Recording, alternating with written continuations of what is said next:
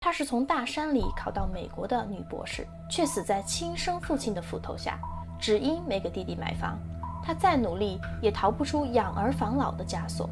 这是一个女博士被活活砍回原生家庭的悲剧。奇怪的世界故事多 ，Hello， 我是琪琪。近期内娱一位曾经挺有名气的女主持人朱丹又翻车了。她因为在节目里的一些重男轻女言论，引发了全网吐槽。比如在某档综艺节目的花絮里，她把仅有的2个鸡腿优先嫁给了2名20几岁的男嘉宾，而女嘉宾呢，只能理所当然地吃鸡翅尖。她的理由居然是弟弟们还在长身体。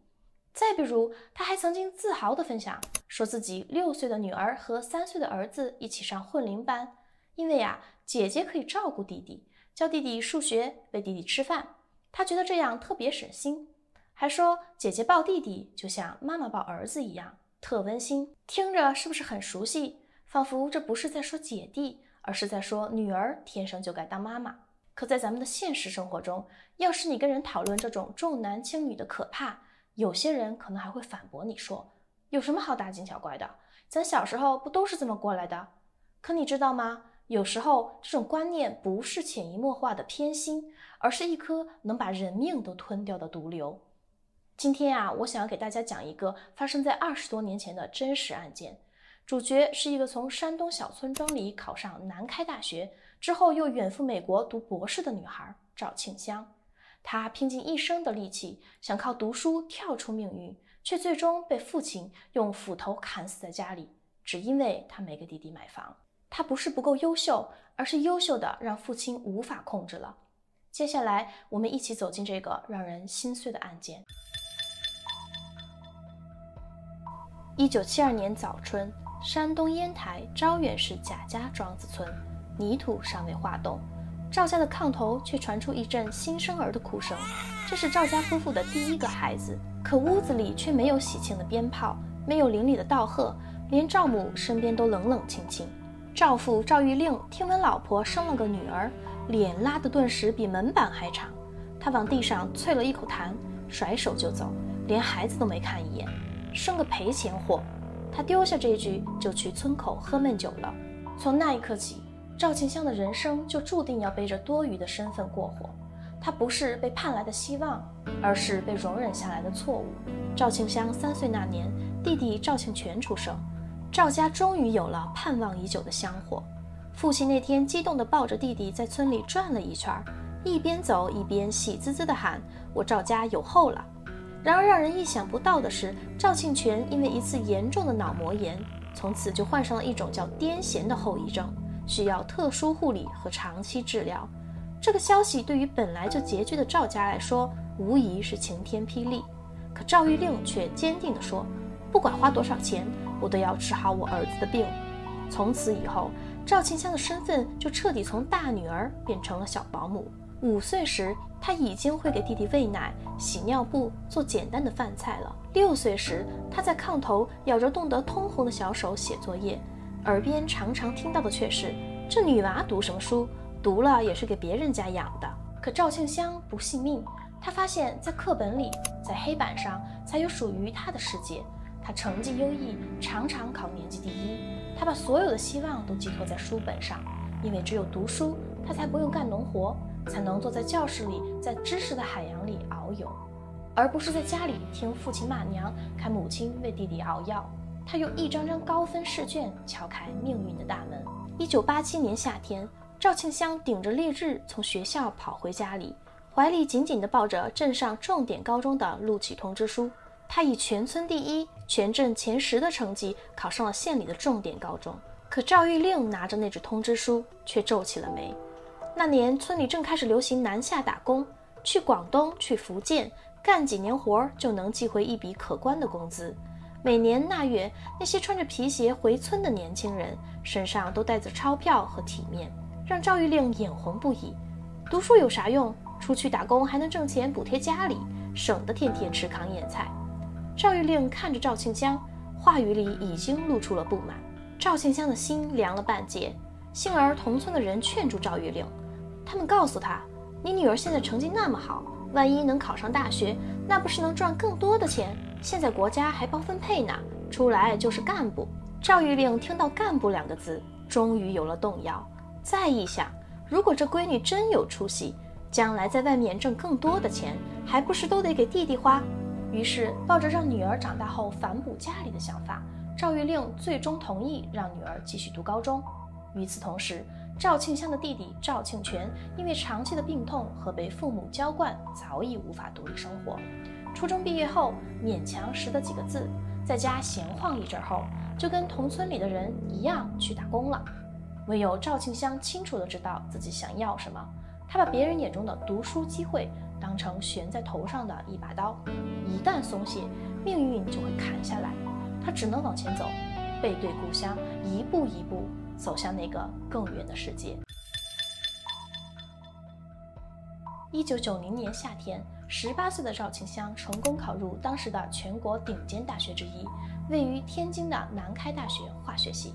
据说他是贾家庄出的第一个大学生。对赵庆香来说，这不是一张简单的录取通知书，更像是人生贫瘠土壤里长出的一朵花。但花要活下去，就得靠他自己。家里没钱，他知道父母供养不起他，尤其是父亲赵玉令，还一心盼着他早点毕业赚钱养家。所以一踏进南开校门，他就紧紧攥住节俭2个字过日子。赵庆香几乎没买过新衣服，生活费用控制得极其严格。学习上，他一如既往的非常刻苦，每年都能拿到南开大学颁发的奖学金。从大2开始，每到课余时间，他还得去做家教，在天津城里来回奔波。冬天走夜路回宿舍，常常冻得手脚麻木，但他咬牙坚持。所有的这些努力与艰辛，让赵庆香需要从家里支取的钱逐年减少。时间来到1994年，已经是大4准毕业生的赵庆香再次站在了人生的重大岔路口，是选择毕业等着国家分配有份稳定的工作，还是咬牙再搏一把攻读更高的学位？赵庆香没有做过多的犹豫，她最后选择了后者。为了准备研究生考试，她白天兼职做家教，晚上跑图书馆复习，生活安排得密不透风，吃饭常常靠馒头和咸菜凑合。奖学金、助学金，每一分他都拿得心安理得，却花得如履薄冰。好在命运从不总是寒冷，他总会在不经意间悄悄递来一束温暖的光。在南开大学的图书馆里，爱情悄然无息地降临了。他和同是大4准毕业生的卫兵坐在靠窗的位子，各自写着复习笔记。2个勤奋又沉默的学生，在长时间的并肩备考中逐渐熟悉起来。卫兵是天津本地人，家境相对富裕，性格沉稳内敛，不张扬。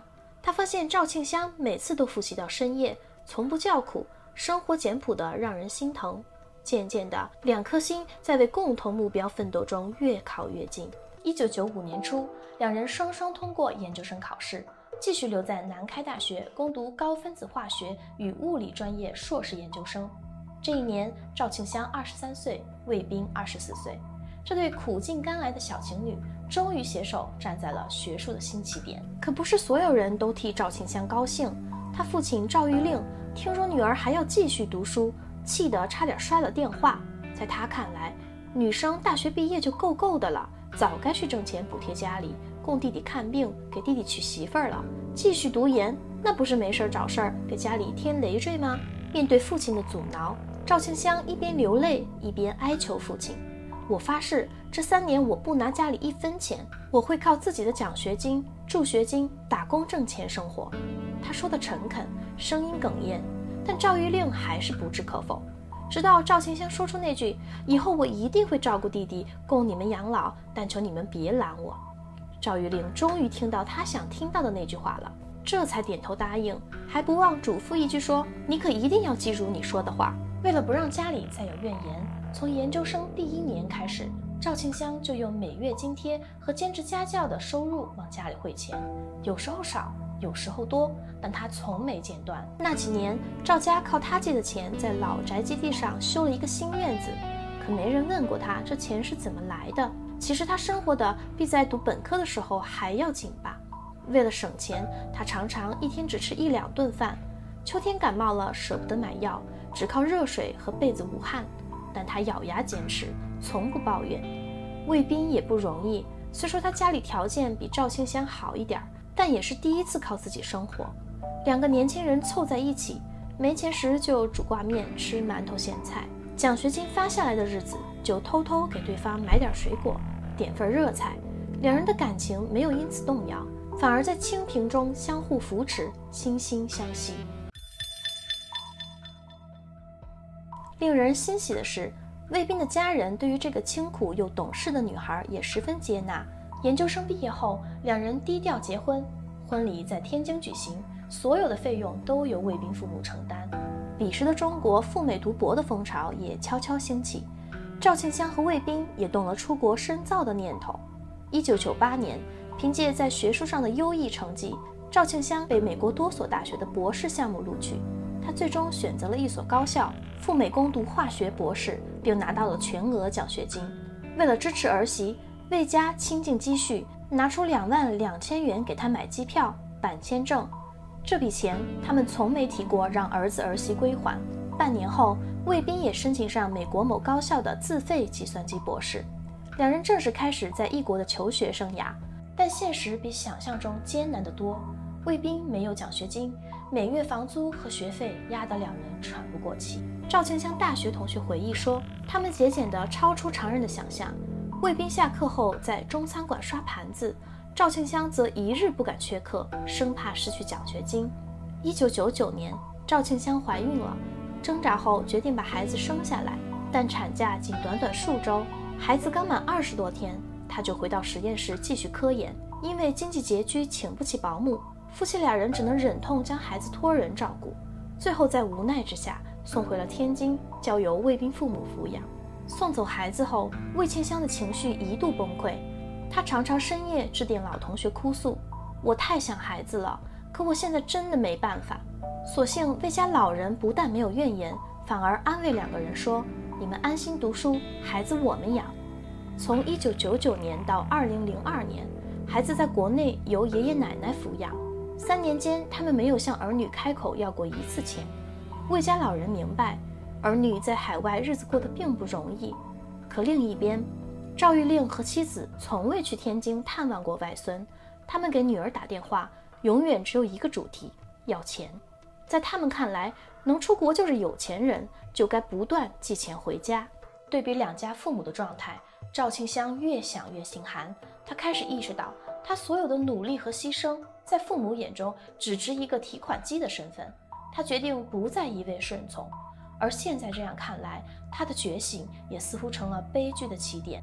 2001年夏天，美国博士毕业季，赵庆香与丈夫卫兵两人一路从天津到美国，历经数年寒窗，学业终于告一段落。然而，这个结尾并不意味着生活就此安稳，相反，一场更大的风浪正在等着他们。赵庆香首先被一家位于美国东部城市的企业录用了，她必须跨越几个州去报到，但问题是，他们没钱搬家。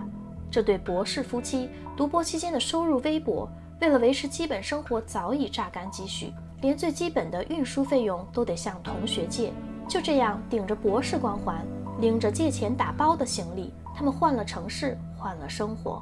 可日子并没有因此变得更好，新城市房租高昂，赵庆香的工资只够糊口，而卫兵更是陷入了低谷。那是2001年，美国科技产业泡沫刚刚破裂， IT 行业大量裁员，找工作难如登天。每天刷招聘网站投简历，卫兵忙得焦头烂额，但最让他感到窒息的不是被拒绝，而是签证上的到期日期。他的签证只剩下半年时间，要是再找不到工作，卫兵就得回国。那时候的他们面临的不只是经济压力，还有婚姻的抉择。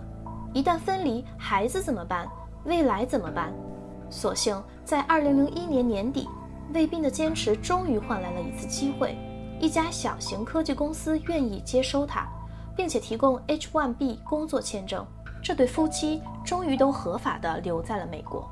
虽然收入仍然不高，但和过去相比，他们有了一点喘息的机会，可以把孩子接回身边了。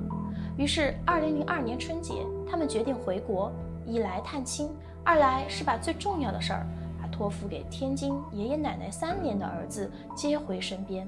他们计划着从这一年开始，一家3口终于可以团聚，在异国他乡重新开启新的生活。但他们不知道的是，等着他们的不是团聚，而是一场被金钱与封建重男轻女观念淹没的血案。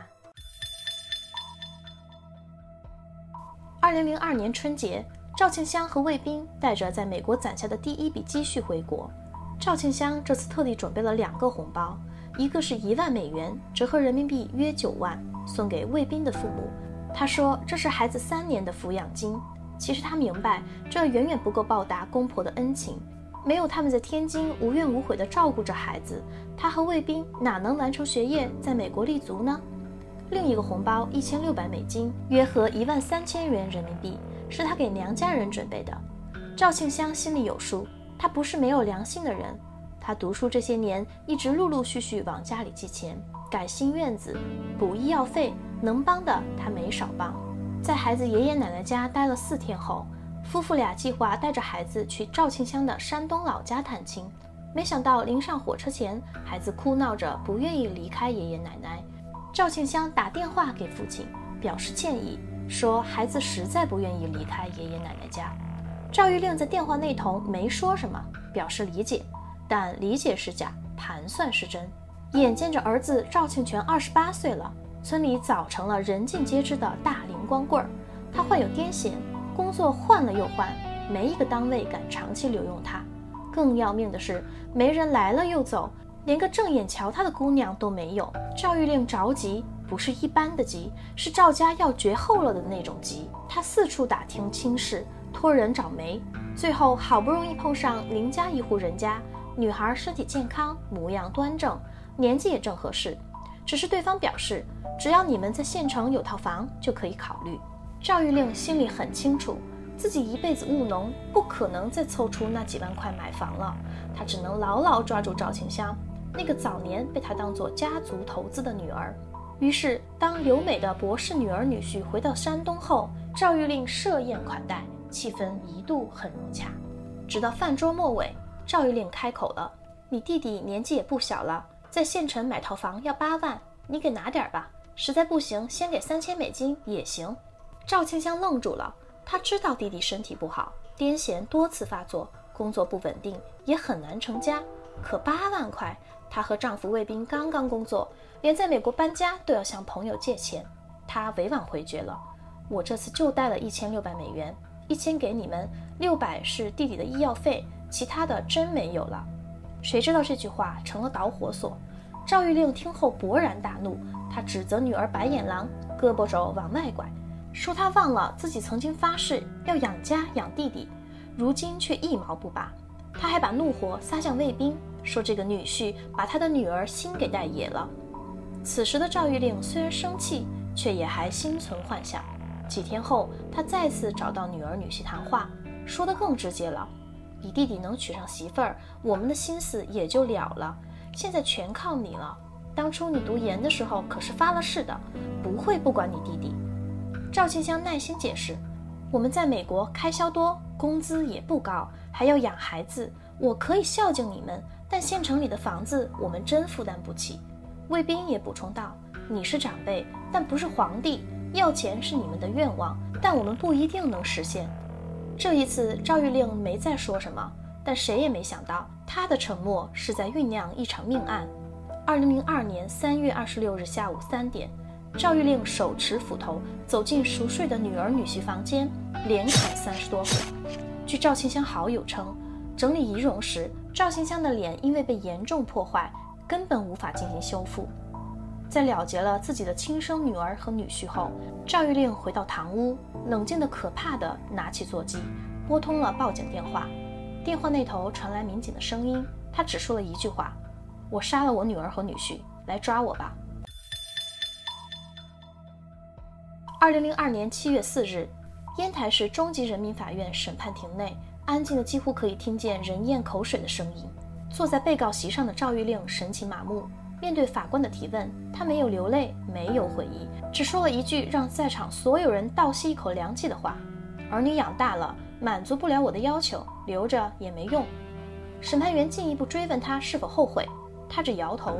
要说后悔，也就后悔让他上那么多年学，上学把他的心上坏了，爸爸的话也不听了，弟弟也不帮了。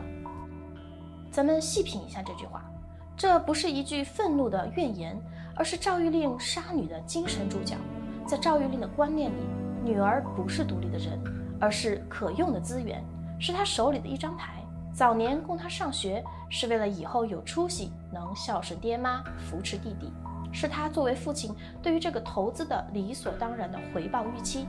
而这个投资不是为了让女儿能飞多高，而是为了让儿子能借他的翅膀被顺带托起来。他从未真正理解赵庆香的学业是靠自己的勤工俭学熬出来的。那些年夜里在图书馆啃书，白天满天津城里跑做家教的苦，他看不见也不在乎。在赵玉令心中，儿子才是传宗接代的根本，才是家的延续。在他眼中，女儿的价值体现在3件事情上：带钱回家，听话孝顺，支持弟弟。而当这3条被受教育、出国、有主见给打破后，他眼中的好女儿就变了味儿。上学把他的心上坏了，这句话是他杀意的最真实暴露。他觉得知识教坏了女儿，是学历让他忘了自己是谁，不再跪听父命，不再对弟弟俯首称臣。他不能接受一个读书太多的女儿站在道德与经济的制高点上，理性地拒绝他荒唐的要求，因为那个代表他父权核心的彻底失效。所以赵玉令不惜用一把斧头，把这个他无法再控制的女儿从世界上抹去。斧头落下的那一刻，不只是血亲被砍断，更是一位父亲亲手打碎了一个受教育女性的生命轨迹，只因为他选择不再牺牲自己成全弟弟。赵玉令杀死的不只是赵庆香，而是那个中国农村千千万万被牺牲的女儿原型。在他那里，女儿的命远不如儿子的婚房重要。开庭当天，卫兵的母亲哭得几乎晕厥。他没想到，那个他如亲生女儿相待般的儿媳，竟然死于亲生父亲手中，更没想到自己的儿子也会丧命在他手中。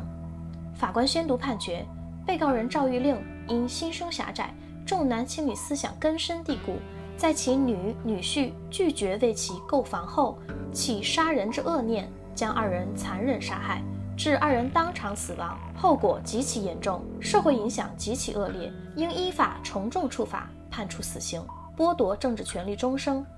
尽管有自首情节，但法院明确指出其行凶动机及行为之恶劣，已无法以自首从轻。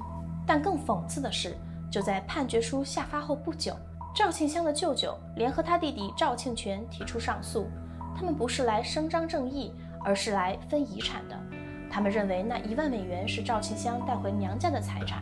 法庭驳回请求，理由直接简单：钱已归婆家，属赠与性质，且赵庆香无遗产可分。当法庭清点赵庆香卫兵的遗物，发现除了一张美国回程机票，2人身上只剩1000美元，而他们在美国的账户里也空无一物。赵庆香和卫兵拼尽全力挣来的学位、岗位、身份、生活，最后没能换回哪怕一次体面的团圆。2002年10月28日，赵玉令在山东招远被执行死刑，而行刑现场没有任何家属接受遗体。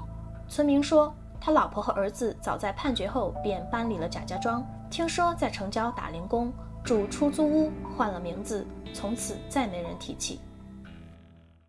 我想我们很难不承认，在某些父权文化根深蒂固的村庄里，女儿再怎么优秀，也只不过是泼出去的水，而儿子不管是病是残，只要能传宗接代，就要竭尽全家之力去供着，去护着。明星朱丹说，姐姐抱着弟弟就像妈妈抱着儿子，她可能觉得这是温馨，是省心，但在更大的现实里，这种从小让女儿当小妈的观念，其实是一种包裹着柔光的压榨。它看似日常平和，实则是根深蒂固地默认了女孩天生就该牺牲，天生就该成全别人。今天是一个鸡腿的分配，是一句你是姐姐你让着她，明天可能就是一套房子的债务，甚至是一条命的代价。赵庆香的悲剧提醒我们，重男轻女从来不是小时候都这么过来的小事儿，而是一场代代相传的伤害。它不该被浪漫化，更不该被正常化。你有什么想说的吗？欢迎留言评论，不要忘了订阅、赞好和分享。奇怪的世界故事多，我们下期见。